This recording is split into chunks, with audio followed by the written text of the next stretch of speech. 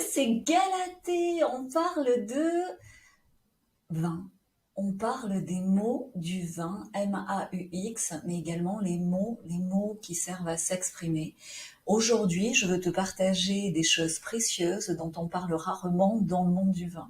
Donc tu le sais, je m'appelle Galatée, je suis experte en vente de vin sur Internet, mais aussi en vente de vin en général, mais la suite logique aujourd'hui c'est sur Internet, et je suis futurologue puisque j'ai toujours été en avance sur mon temps et j'ai toujours perçu avant les autres les voies de sortie pour un futur désirable.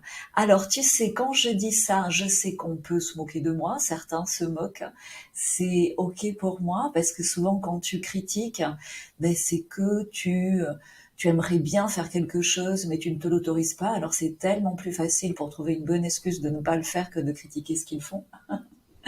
C'est classique. Dans ces cas-là, on dit la vie des autres.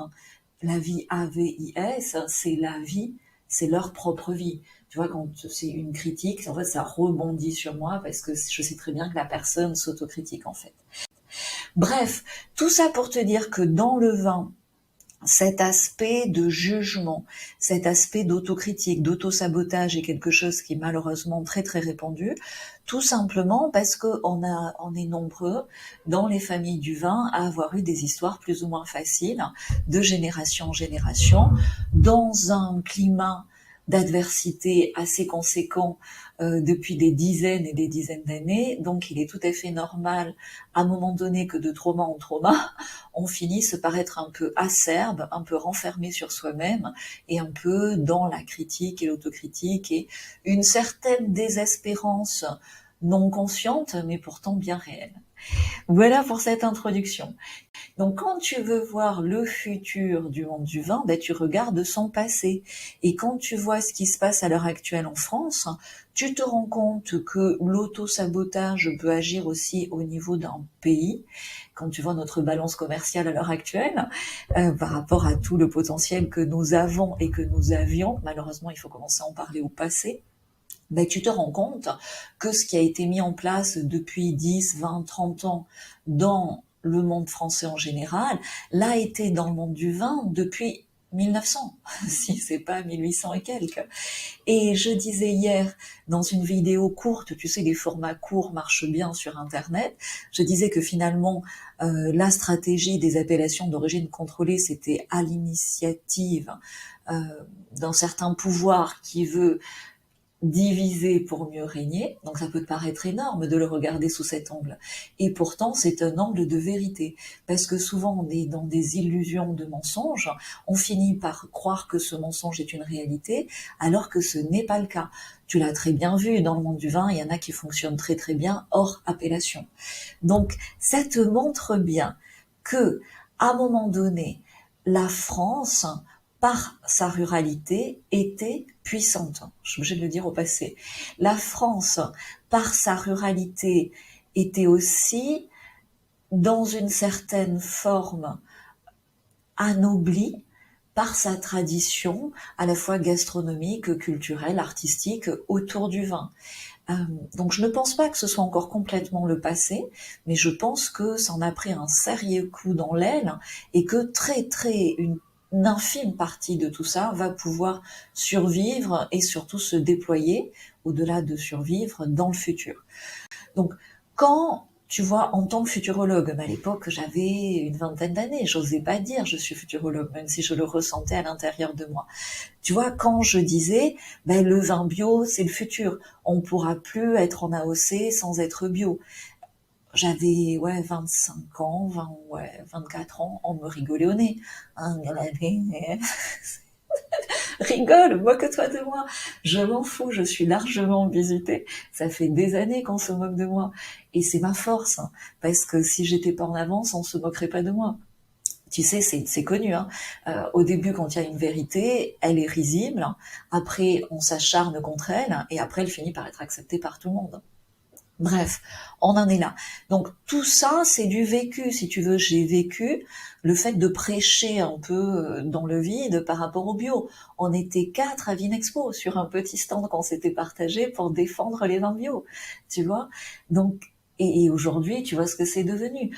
Quand je te parle de nouvelle économie du vin, je suis dans la même situation qu'il y a 30 ans, où je prêchais dans le vide, où effectivement tout le monde est conscient de la nécessité de communiquer différemment sur Internet, comme à l'époque tout le monde était conscient que ça serait pas mal de faire un petit effort pour l'écologie, mais bon, tant que c'est pas urgent, pourquoi le faire maintenant? Laissons, observons ce qui se passe, laissons d'autres faire, se mettre en avant, s'exposer, et puis on suivra si vraiment ça devient une nécessité dans quelques années. Et là, par rapport aux communications directes consommateurs sur Internet, comme je le fais là, tu vois, par rapport à une expression de soi même, parce qu'évidemment ça t'oblige à arrêter l'auto-sabotage, ça t'oblige à accepter complètement ton identité, et ça t'oblige à exprimer ce que tu as gardé pour toi ou que tu n'as pas cru possible d'exprimer depuis des années.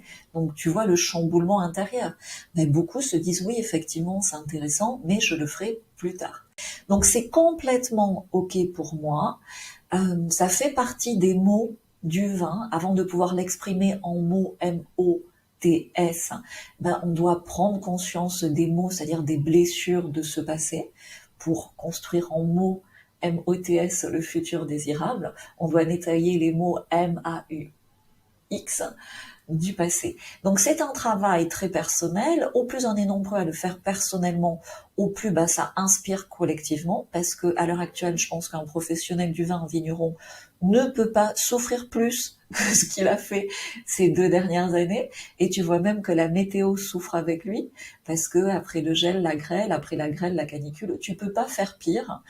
Ça montre bien qu'il faut sortir de cet impasse. Et quand tu veux changer ce qui est à l'extérieur de toi, c'est la base, hein, tu changes des choses à l'intérieur de toi.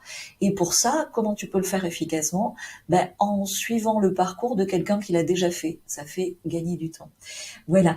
Et ce besoin, tu vois, au-delà de la nouvelle économie du vin, est un besoin quand même assez général en France, puisque autant le vin français a été attaqué en premier, puisqu'il est au cœur de l'identité française depuis 1900 et peut-être même avant, autant la France en elle-même, dans sa puissance économique, dans sa puissance industrielle, dans sa puissance créative, a été attaquée depuis 30, 40, 50 ans, et surtout ça s'est accéléré ces dernières années.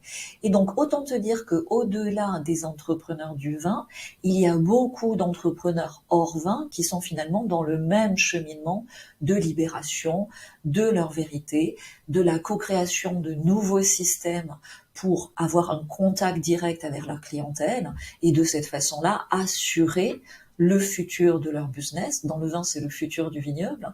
Dans hors vin, ben, c'est le futur familial, c'est le futur du business, c'est le futur de finalement du patrimoine créatif de ce qu'on veut laisser. Parce que l'on soit dans le vin ou que l'on soit en dehors du vin, la principale ressource écologique de ton entreprise, c'est toi. Je le dirai jamais assez.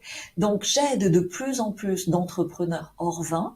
Tu vois, quand avant j'aidais 20 vignerons par an, ben aujourd'hui j'aide 70, 100 vignerons, non, 100 entrepreneurs hors vin, en dehors du monde du vin, en quelques mois, puisque évidemment j'ai organisé mieux ma façon d'accompagner, j'ai simplifié, parce que quand tu répètes et tu répètes et tu répètes le même savoir-faire, tu finis par le simplifier, tu finis par être beaucoup plus efficace.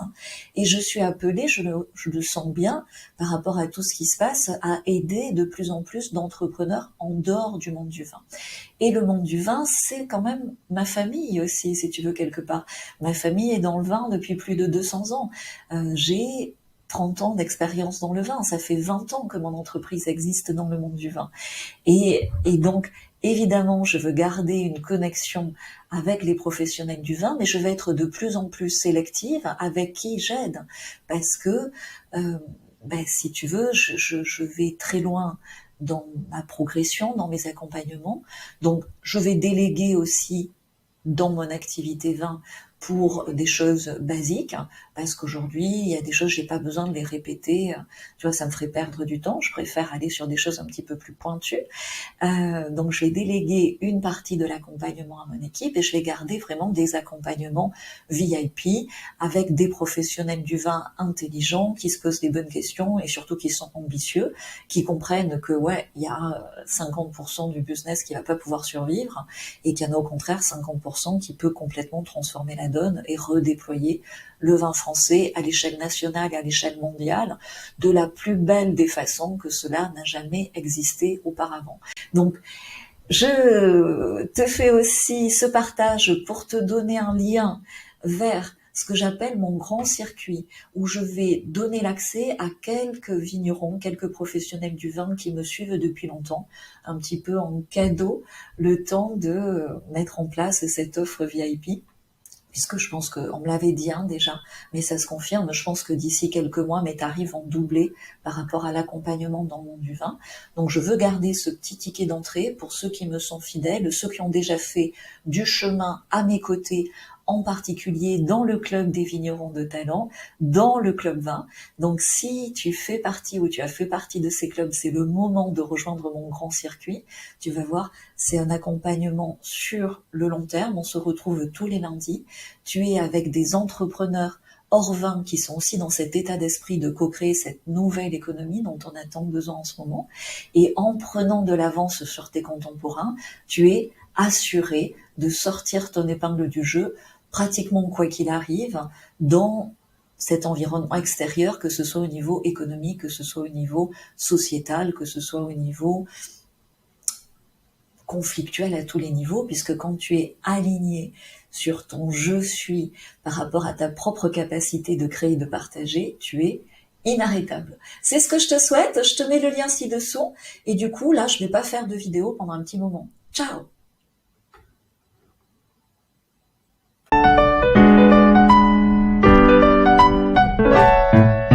Printemps et lilas, je suis heureux et je fredonne.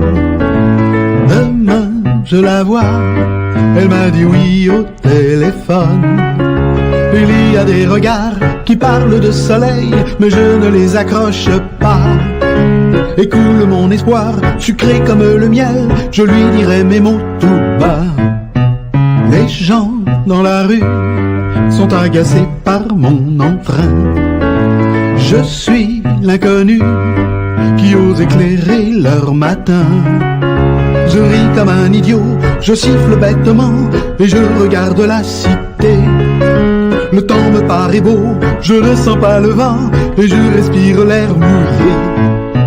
Printemps et lilas, je suis heureux et je fredonne. Demain je la vois, elle m'a dit oui au téléphone.